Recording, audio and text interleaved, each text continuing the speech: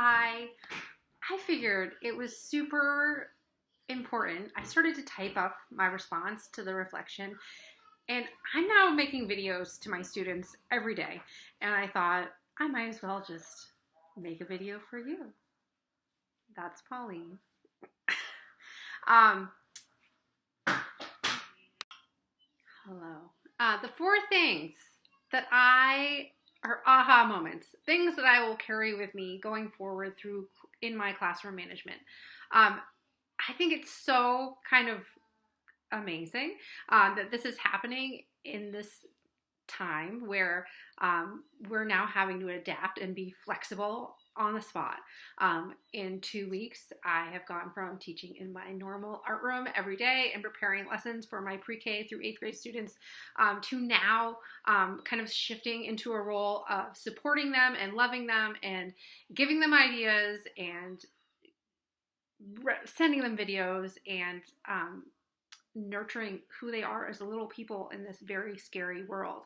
And it's kind of amazing how it's happened just so quickly.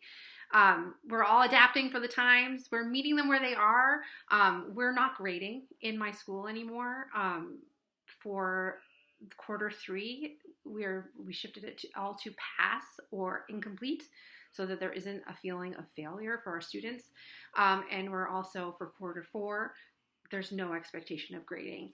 We want to support our families by giving resources and ideas. But the expectation is, if you can do it, do it. And if you cannot do it, that's okay. Because this is a different time. I'm also reaching out to parents and my community members in a way that I have never. I'm making videos on my YouTube channel, which I will link if you guys want to follow it. Every day I'm making a little video or a weekly challenge. I'm trying to connect with my little students that aren't on Google Classroom. 2nd grade through 8th grade are getting iPads this week. They're all getting sent home. But pre-K, kindergarten, and 1st graders are being taught through Facebook Live. And I'm not doing that, but I am supporting them through my videos that I'm creating, which is something that I would not normally do. But it's kind of exciting. I've also connecting with them through Artsonia. So they upload their work, and I can send them a comment back. I can connect resources on YouTube or artists that their work reminds me of. I can push them further by writing back to them. And it's been really exciting, that kind of way of managing my classroom in a different way. I'm looking back at my visual journal from that very first week of this course. I highlighted things about an effective educator as being involved and giving compliments and supporting your students where they are. And that's totally where I am right now. My job is to love them and give them a place to express themselves and just be there for them. And it's so important. I also, when I went back to read some of my notes, something that really resonated with me was the decide first method, which was all about being calm and staying calm in your classroom. But in these uncertain times, it has really provided myself outside of my classroom with a way to just kind of face the day, where you close your eyes, you take a deep breath, and you tell yourself, I will remain calm. And I think that's just so important. What are 3 things that I will bring into my classroom? I'm looking through my toolkit. There are so many things that I created that I am looking forward to rolling out in my classroom in the fall. While I was still in my classroom, a lot of those things that I created, I was already trying out and modifying and using in an adapted way.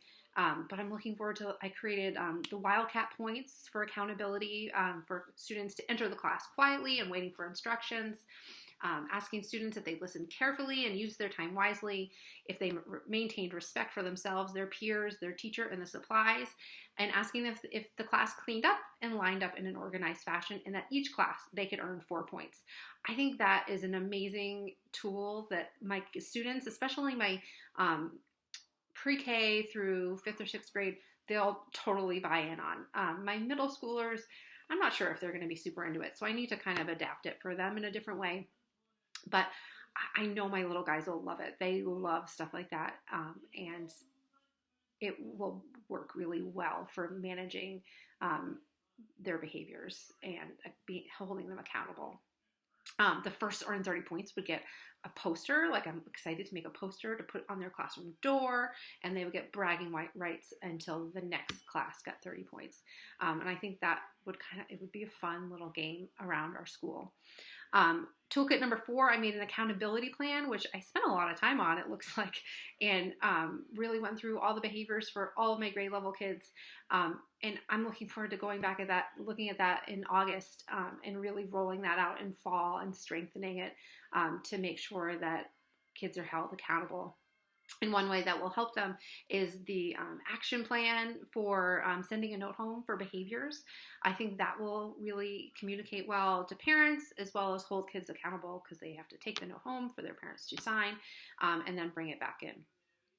Lastly, I created a cleanup map, which I'm super excited for. I never got to even try it in my classroom, and I can't really do that virtually, but I'm looking forward to saying, when they ask me a gajillion times, where is this? Where is that? I can say, have you looked at the cleanup map? Or we are at step 4 on the cleanup map, so that they have a little bit more independence and ownership of what they're supposed to be doing, instead of relying on me and that kind of learned helplessness that I'm guilty for. Like, I will tell them what they need, because we only have so much time, and I want to support them. So I'm excited for all of those things, and I bet there's even more that I've saved in my little folder from this class that I'm borrowing from all of you, which is exciting to go back and look at later on.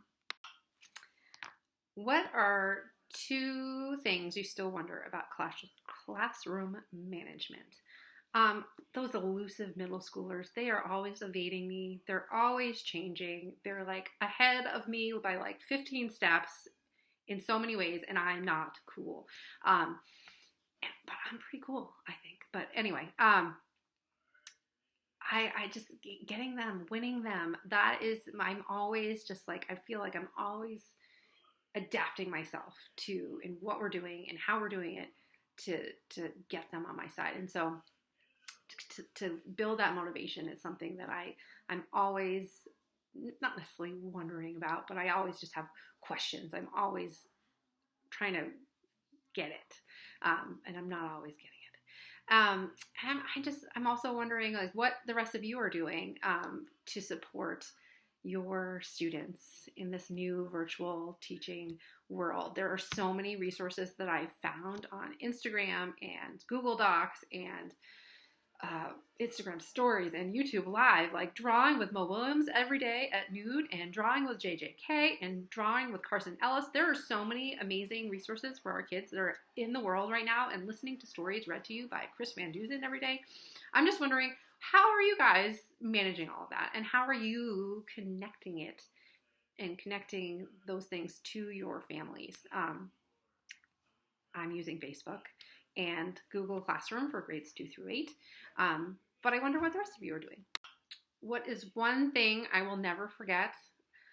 I don't think that I'm going to forget this, that I'm in my home, that I have just taken this class that's talked about all these different ways of managing my classroom, including using virtual tools to connect with my kids.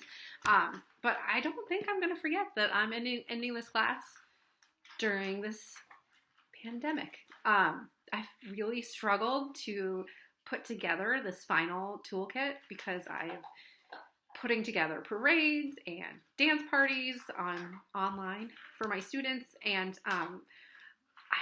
it's a whole new world, art teachers, and we gotta be there for our kids and support them and love them. And I hope you are all safe and healthy and well, and your family is safe and healthy and well. And I hope we all find our way through this darkness by shedding a little light. I made some rainbows today. I'm going to hang outside of my house. Maybe you guys can do that too. Bye.